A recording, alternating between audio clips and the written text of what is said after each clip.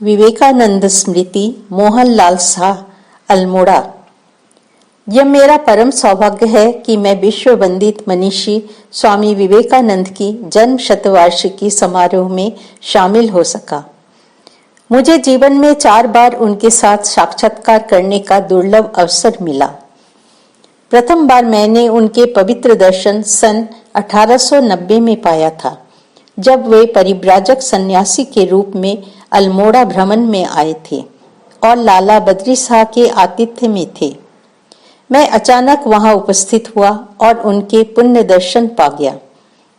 उन्हें भूमिष्ठ प्रणाम निवेदन कर मैंने उनसे विदा ली। यद्यपि उस समय मेरी आयु मात्र 12 वर्ष की थी, तब भी प्रथम दर्शन की वो स्मृति आज भी मेरे लिए उज्जवल है, अमर है। उनके दीप्तोज्वल रूप ने मुझ में एक विलक्षण सा आकर्षण पैदा कर दिया, जैसे कि भगवान बुद्ध स्वयं दूसरी बार उनके वेश में प्रकट हों। मैंने आज तक उनके जैसा किसी अन्य को नहीं देखा। दूसरी बार उनके दर्शन सन 1897 में पाया। अमेरिका में विश्व धर्म सम्मेलन में वक्तव्य देते हुए वे अपने पांडित्यपूर्ण गहन विद्वता से विश्व को विजय कर अभी अभी भारत लौटे हैं। उन्हें बधाई देने के लिए हजारों की संख्या में लोग उमड़ पड़े। काफी संख्या में फूलों का गुलदस्ता देकर उनका स्वागत किया गया। उस समय की घटना को स्वामी जी के साथी गुडविन साहब के एक लेख को उद्धृत कर अच्छी तरह से वर्णित किया जा सकता है।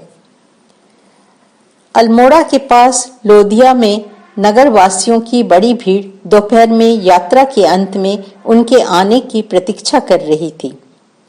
उनके अनुरोध पर स्वामी जी को एक सुसज्जित घोड़े पर चढ़कर शोभा यात्रा के साथ नगर परिक्रमा करना पड़ा। उस शोभा यात्रा के बाजार में पहुंचने के बाद ऐसा लग रहा था मानो क्षेत्र के सभी लोग इसमें शामिल हो गए हों। इस विशाल जन समागम के कारण स्वामी जी की यात्रा में कुछ अव्यवस्था देखने को मिली। हजारों हिंदू महिलाएं अपने घरों की खिड़कियों और छतों से स्वामी जी की शोभा यात्रा पर चावल और पुष्पों की वर्षा कर रही थी। शहर के बीचों बीच पुराने बाजार के एक भाग में शमियाना टांगकर करीब 3000 लोगों के बैठने की व्यवस्था की गई थी। रास्ते में सुंदर दृश्य अंकित कपड़े लटकाए गए थे और किनारों को अर्धवृत्ताकार फूल मालाओं और झंडों से सजाया गया था। इसके अतिरिक्त प्रत्येक घरों को प्रकाश से सजाया गया था। कुल मिलाकर पूरा शहर आलोक शिखा से जगमगा रहा था। स्थानीय वाद्यों के साथ भीड़ की लगातार जय ध्वनि से पूरा दृश्य विशेष रूप से उल्लेखनीय था। यहाँ तक कि स्वामी जी के संपूर्ण अभियान में कोलंबो से उनके साथ रहने वालों को भी यह आश्चर्यजनक लगा। लगभग 4-5 हजार लोगों की हलचल और उमंग भरी भीड़ में औपचारिक स्वागत का क्रम स्वाभाविक रूप से संक्षिप्त था। अभिनंदन समिति की ओर से पंडित ज्वाला दत्त जोशी ने हिंदी में स्वागत भाषण दिया। इसके पश्चात स्वामी जी के मेजबान लाला बद्री शाह और पंडित हरिराम पांडे ने भाषण दिया। संस्कृत भाषा में अत्यंत प्रशंसनीय व्याख्यान से एक विद्वान ने स्वामी जी का स्वागत किया। सौभाग्य क्रम में मैं भी अल्मोड़ा के उस पर्वतीय सभा में एक महान धर्मवीर के स्वागत को देख रही असंख्य मनुष्यों की भीड़ में से एक था। स्वामी जी को मैंने तीसरी बार 1897 में अल्मोड़ा में ही देखा था। तब वो वायु परिवर्तन के उद्देश्य से कुछ दिनों के लिए ही आए थे। उनके साथ कई भारतीय और विदेशी शिष्य भी थे।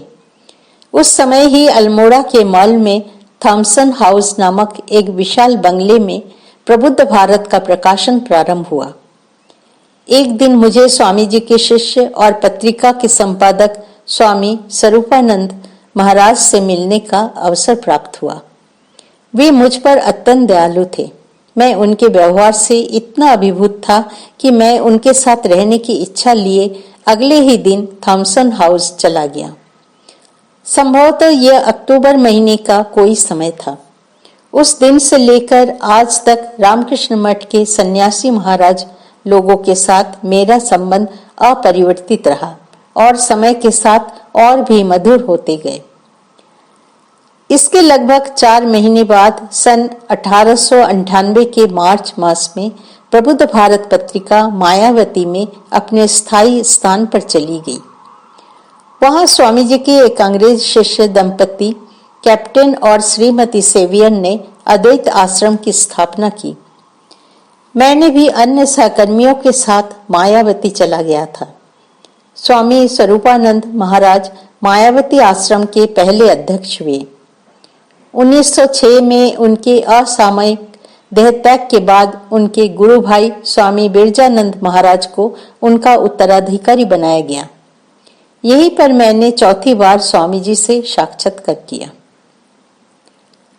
3 जनवरी 1901 को स्वामी जी अपने कुछ गुरु भाइयों और शिष्यों के साथ मायावती आए। प्रचंड और भारी हिमपात के बाद स्वामी जी का वो पाक्षिक प्रवास बड़े हर्ष और उल्लास के साथ व्यतीत हुआ। निस्संदेह हिमालय स्थित इस मठ के इतिहास की यह सबसे स्मरणीय घटना थी। स्वामी जी मायावती में अधिकांश समय अध्ययन और लेखन कार्य में बिताया करते थे। मुझे प्रबुद्ध भारत पत्रिका के कार्यालय में कार्य करते हुए उन्हें कुछ प्रूफ दिखाने का सुअवसर प्राप्त हुआ था। उन्हें काफी निकट से देखकर मैं भक्ति और श्रद्धा से प्राय सिहर उठा। कितना दयालु हृदय है उनका। दरिद्र आर्थ वो पीड़ितों के प्रति कितना गहरा अनुभव। दरिद्रों के प्रति उनकी इस भावना ने उनके शिष्यों को अनुप्राणित किया, जिनमें से कुछ को मैंने बहुत ही समीप से देखा है। उन्होंने गरीबों, उपेक्षितों, उत्पीड़ितों को ईश्वर की प्रतिमूर्ति के रूप में देखा और उनकी सेवा उसी भावना से की। इसी भावना से ही रामकृष्ण मिशन में मानव कल्याण मूलक सेवा की एक परंपरा धारा तैयार हुई है। मेरे हृदय में इस समय जो गहरा भावावेग हुआ है, मैं उसे यहाँ व्यक्त नहीं कर सकता।